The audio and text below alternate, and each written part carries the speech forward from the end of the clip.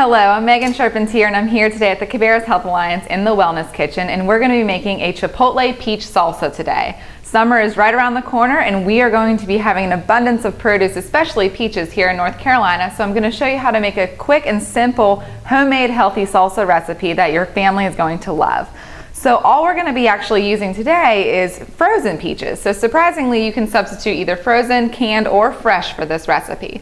If you want to go ahead and use canned, you just want to make sure you're going to rinse and drain them from the liquid. If you have the fresh peaches, you're going to want to go ahead and skin them and get the pits out. Or you can go ahead and use my favorite method of just using frozen peaches from the grocery store. A small 16-ounce bag like this is actually perfect size for the recipe, and we are going to just start by chopping the frozen peaches.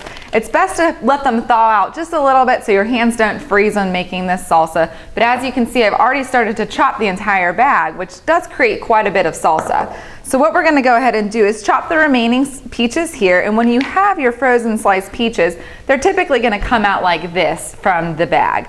If you already have them pre-chopped, that's even better. It saves you definitely some time, but if not, you just got to go ahead and just slice them up into little bite-sized pieces. Alternatively, you could go ahead and throw these into a food processor if you had one, and go ahead and just kind of pulse them finely, so that way you're not creating too much juice, but you're going to go ahead and have enough of the smaller pieces to make a salsa, to resemble what you would typically think of when you think of a salsa. So we're going to add the rest of those peaches in there, and then the next ingredient we're actually going to add is red onion. So if you did not prefer red onion, you can certainly switch out white, Vidalia, whatever you prefer to have at home. But we're just going to use about 1/4 of a cup here of the red onion. So I'm going to slice it, and depending on how you and your family enjoy onions, you can go ahead and chop them super finely, so that way you're not really noticing if you're getting any onion within each bite, or you can slice it thicker, so that way folks can pick it out if they're not the biggest fan of onions. But certainly it's up to you how you would prefer to go ahead and have that. We'll just kind of do an in-between here. And the more onion you want to add, it'll certainly give it a different flavor. We're going to add, like I said, only 1/4 of a cup here today, which is about 1/4 of a red onion, or 1/4 of any size onion, as long as it's not too oversized.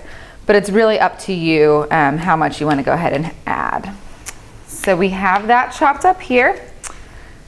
And then the next piece we're actually going to go ahead and add is cilantro. So typically salsas will have some cilantro base to them, and it's really just going to help give it that extra flavor and spice that you might be looking for in your traditional salsas. What's great about making your own salsa at home is that you're in control of how much you want to put in and what the actual ingredients are. Sometimes jarred salsas will have a lot of extra added sugar, or it might actually just not contain the ingredients that you want it to have. So we're going to go ahead and chop this cilantro. Really up to you how finely, again, you want to chop this as well. Some folks would prefer it to be extremely well diced, so they're not getting it in each bite. But for the most part, we're going to just go ahead and make sure it's finely minced and add in about 1/2 of a bunch. So if you're going to the grocery store or even at your local farmer's market, you might find bunches of cilantro, and you could go ahead and add the whole thing if you'd like, but you also could go ahead and just use it for a different recipe and go ahead and have this much for this one. So it does chop down pretty finely, like any other fresh herb would do.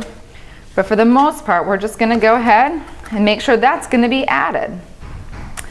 The next piece we're going to add is actually some fresh garlic as well. If you'd rather use garlic powder, you could certainly go ahead for that route, but do not use garlic salt. It'd be best to use the actual fresh garlic or fresh garlic powder. So we just have a garlic mincer here, and I'm going to go ahead and push that right into our bowl.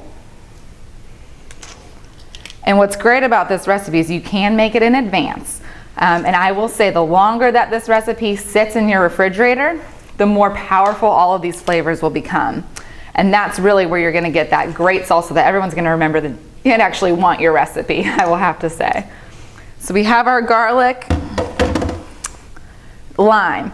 Can't forget a salsa without a lime here. So we're going to go ahead and just slice open our lime and squeeze the juice right into the bowl as well. We have that.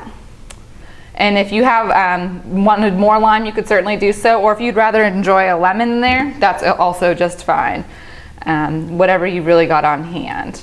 And I also forgot to mention that instead of peaches too, you could use frozen mango or fresh mango. So it's really up to you what you prefer to have.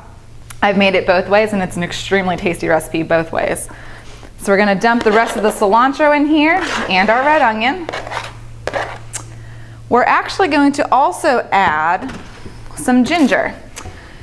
So you might have seen ginger root at the grocery store. It doesn't look super appealing when you're in the grocery store. It typically comes in a large bunch and you can go ahead and break it off into whatever size you want to purchase.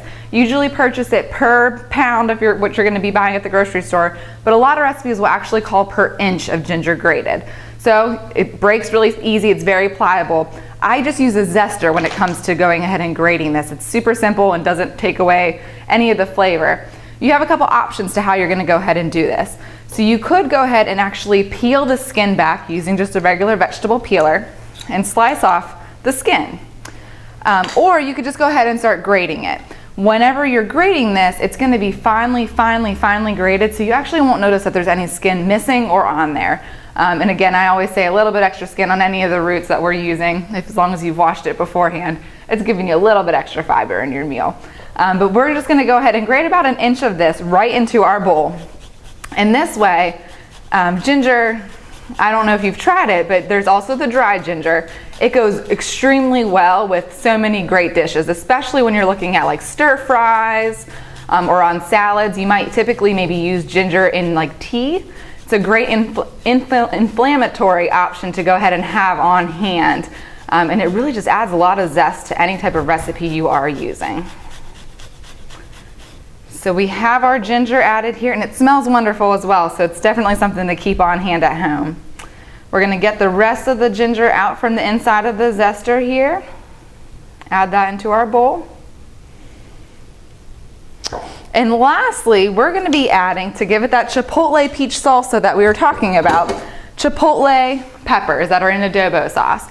You can find these in the international aisles at the grocery store. It has more of a smoked flavor. They're not as spicy as you might be thinking off the top of your head, but we're only going to add about 2 tablespoons of these chopped adobo peppers into our salsa here. So we're going to go ahead and get those out. These are already chopped for us. And simply enough, we're just going to go ahead and mix everything together. So as I said, the longer that this can sit in the refrigerator, the better the flavor will be. However, it is definitely excellent as is once you've created the entire salsa. You can certainly double or triple this recipe depending on how large your family is or what the occasion might be that you're making a salsa. But it's super simple to have on hand, and then you're getting your full serving of a fruit that typically salsas don't contain. So you've got everything in here. We've got our red onion, our cilantro, our peaches, and then of course the ginger, as well as the garlic and the adobo peppers. So we're ready to go ahead and taste it. I like to serve them with pita chips, or if you have just regular corn chips at home, that would be perfect. We want to make sure there's not a whole lot of added sodium in the chips that you do choose. So choose wisely here to make it a really well-rounded dish. And then for the most part, you just get to go ahead and enjoy. So I hope you guys do enjoy this peach salsa if you're going to make it at home. The recipe is found below if you're watching online, and if not, check your waiting room and be sure to take this recipe card home for you guys to enjoy this summer. Thank you so much.